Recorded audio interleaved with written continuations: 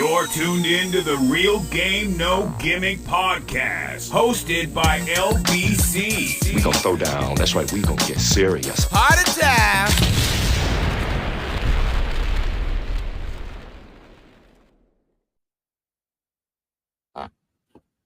Hey, yo, what's the deal? It's the Real Game No Gimmick podcast, man. We back again.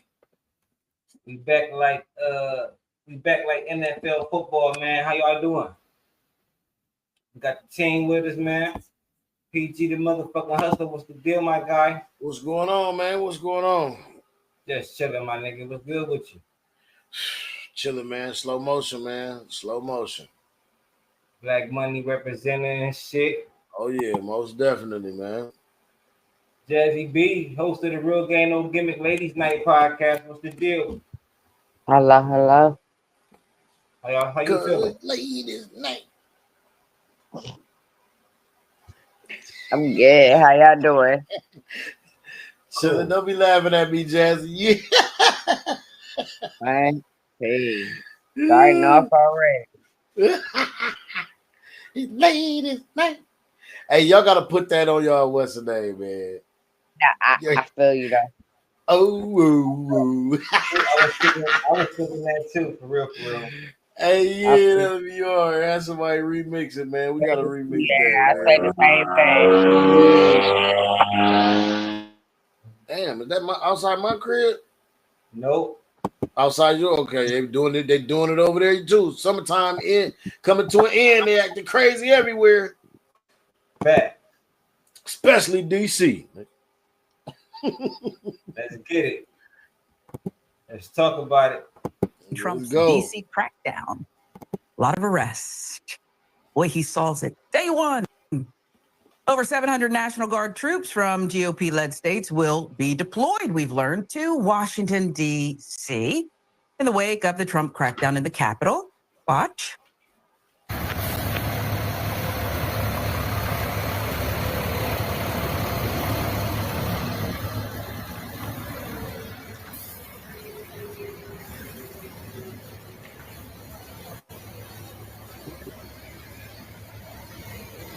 Okay, those heavy trucks, those are the big guns needed to crack down on crime in D.C. I hope they're going to the right spots. There's some talk about that. Let's give you more details. West Virginia is going to be sending up to 400 troops, we've learned. South Carolina, they pledged 200. Ohio, they're going to dispatch 150 in the coming days. The three states announced on Saturday. New York Post with the reporting there. We stand ready to support our partners in the National Capital Region and contribute to the collective effort of making our nation's capital a clean and safe environment, Major General Jim Seward of the West Virginia National Guard said. All right, let's get into it.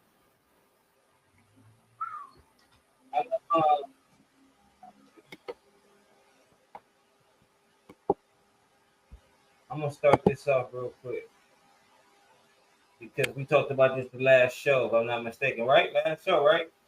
Yeah. This is the first part. That kind of was like the first part of it. Yeah, this is the second part of it. The second part of the last episode, we talked about this, what was going on, and I must say, I gotta say, now, this ain't me backtracking, not at all. I'm not backtracking, but I will say this. Last week, during the second half of the show, I was having technical difficulties. Mm-hmm. That's why I wasn't on screen. I could hear everything, I could see everything, but I wasn't on screen. I couldn't get back in. I was having technical difficulties. I was frustrated as hell. So when I finally got on camera, I got on there and I was like, fuck the homeless, basically, you know what I'm saying? And, you know what I mean? I want to say, I ain't mean that. And I ain't mean it like that.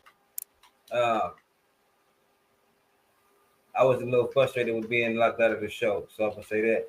But I must say, PG, I still stand on what I was saying, though. Like, you know what I'm saying? I just want to say it in a better way. You feel me? I still think homelessness is an eyesore. But what I will say is locking them up ain't the answer. We got to find something to do with them. You know what I'm saying? We got to figure this out. But and before I say go to the but, we got to figure that out. You know what I'm saying? And it breaks. And I ain't gonna lie to you, man. It breaks my heart when I see when I walk past. That's another reason why I don't like it, because it hurts my heart to see people out there like that. You know what I'm saying? I'm a compassionate person, so I hate to see that. You know what I'm saying? It bothers me. But I also know this too. I must say this. And it, and I will acknowledge what y'all said last week. HB said not enough homeless shelters for everybody, not enough space for everybody, and I get that. But we gotta acknowledge that there are programs and places for people, and a lot of people aren't utilizing those programs because you have to stay sober. You know what I'm saying? right. That's just about it. Or because you know what I'm saying? And like I said, to go even further into what I was saying last week about my own situation, when I found myself homeless, and what I had to do, my first step was a sober living house. That was step one for me. You know what I'm saying? On my way back from being homeless, I had to live into a sober living house. And what did I have to do? I had to give up drinking. I had to actually be sober. I had to follow rules. I had to be in the house at a certain time. You know what I'm saying? I had to do it. You know what I mean? And I'm just saying, it's a lot of people that actually, I mean, believe it or not, it's some people that would prefer to be out there. And that's where I'm at. So anybody can I mean, PG, I want you to go ahead and reply though, because you was disappointed in my answer, and I feel it because it was the way I said it. My delivery was trash. I must admit that. But, yeah. Well, I mean, no, it's just what you said is for real though. That's my point that I was getting to also, that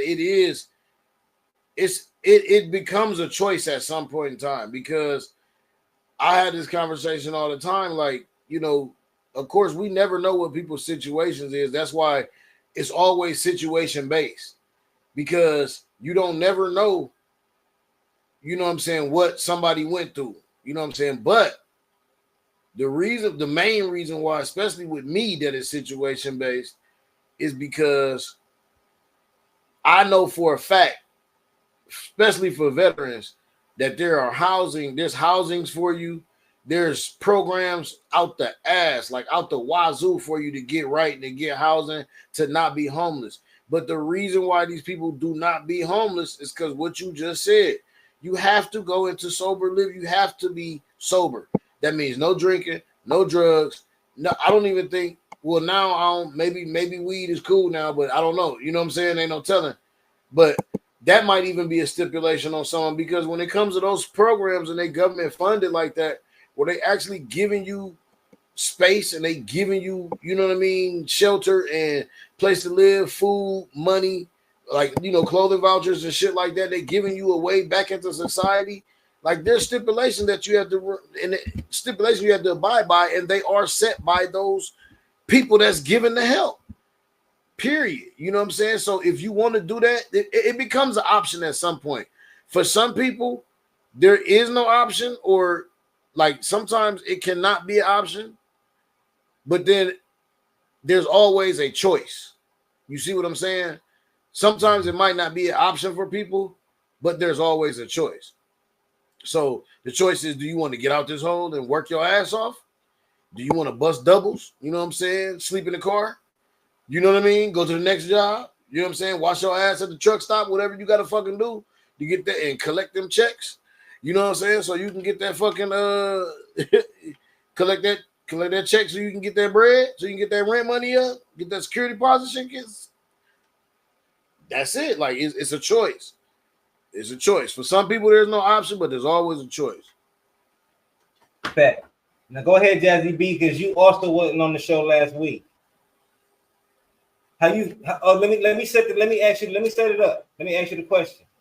How you feel about the Trump situation? How you feel about Trump saying he gonna lock up the homeless people? He want the homeless out the street.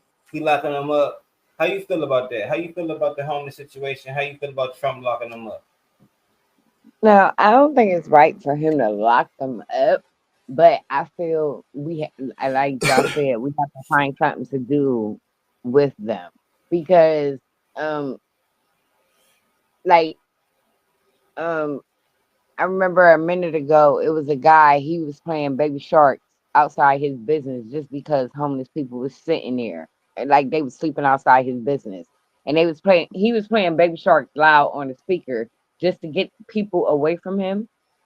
But it's because nobody wants to come nobody wants to come get their hair done. They don't want to come get their hair cut. You begging them, you make my store look unprofessional. It's a lot that comes with it. Right. You know, I don't feel they should get locked up unless they done did like if they done did something criminal. But like I mean, you can't even do that because they even like they getting the shit with the ISIS wrong. So you can't even do that for real. You know what I'm saying? Because you're gonna think everybody got a background to the point where you could just throw them in jail just because. But I don't think they should be put in jail. I think we should find something to do with them. But at the same time, we have to make these shelters more safe because even the little stuff I do have and I take to a shelter, I don't want it stolen. I don't want to have to watch my back. But at the same time, the procedure even to get into a shelter is crazy because if I have a family, I can't get into a shelter. If I have a husband, a man, I can't get into a shelter. Nope. If I have multiple kids, I can't get into a shelter. Not only am I on the wait list, I can't even get in. Like it's certain programs you gotta go through just to even get the help. Mm-hmm. So not even with the like I said, even with the drinking and the smoking, you gotta stop that and the drugs and stuff. You gotta stop that, but it's also other stipulations that stop us from getting the help that we need when we need it though, sometimes for real. And it's crazy. But for the Right. government just to come in and step in like that, I think I don't think that's making it no better though. I feel that. Okay. All right.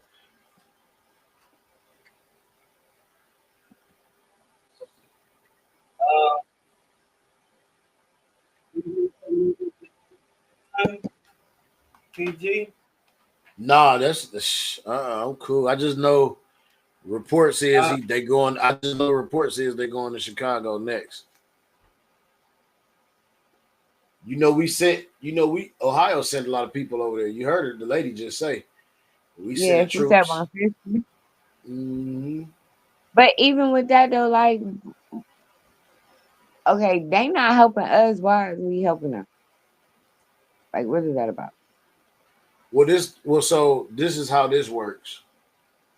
The National Guard, if you look up the history of the National Guard and who they really are, the National Guard is basically, and this is going to change the perspective of this whole operation for you. The National Guard was founded and started when, the fight with the North and the South. You know what I'm saying? Was that Civil War, North and Yes. South or whatever? So Yep. Or the Civil War, the militias in the Civil War, you know, part of the South, the people that lost, they wanted to keep their own kind of people in power. They wanted to govern their own like territories. So they formed the National Guard. They changed it. They changed the militias into the National Guard to be accepted through the United States military, through the military. So when you hear people go in, Army National Guard, you know what I'm saying, stuff like that, they're not active duty. They go to basic training and then they pretty much go home. You know what I mean? And we're not talking about the reserve. We're talking about the actual National Guard or Coast Guard or those guards. Anything with the guard on it If you strip away that everything of what they are, what they are, their origin, they're that's the militia. So you know how when they would go to try to find us, when the white boys would try to find us, and they would get people that's not the police, and it'd be just a whole bunch of hillbillies and with guns and shit and trucks and running around, and they call themselves quote unquote soldiers. They wanted to be quote unquote a group. Okay. That's what the militia is. But throughout history, the government changed them into the National Guard when the Civil War came. You know what I'm saying? Go look the history up and get like all the way. You know what I'm saying? I'm just giving you like the gist of it or how they started. So basically, what's going on is that since Trump can't just say, "Give me the army," you see what I'm saying? Give me the military, give me the Navy. He calls the National Guard. He calls the National Guard because the National Guard are literally the militias, the people you call to do the dirty work, who don't have nothing to do with the government. Pretty much, they can move around how they want, and that's why every state has a National Guard. Pretty much every state has a National Guard. All of them don't have it, but most of these ones in the North and the South, you'll find that we do have National Guards here, and that's really just states' own militias that they form to protect themselves against the quote unquote government. So, but they end up working with the government throughout the years because you know how that works. They need funding, so we'll bring you part of our shit, but this is what you must abide by. These are the rules you gotta abide by. Boom, and then it gets formed into the National Guard. That shit wild, man. Ain't it? That'd be crazy to see. Ain't it?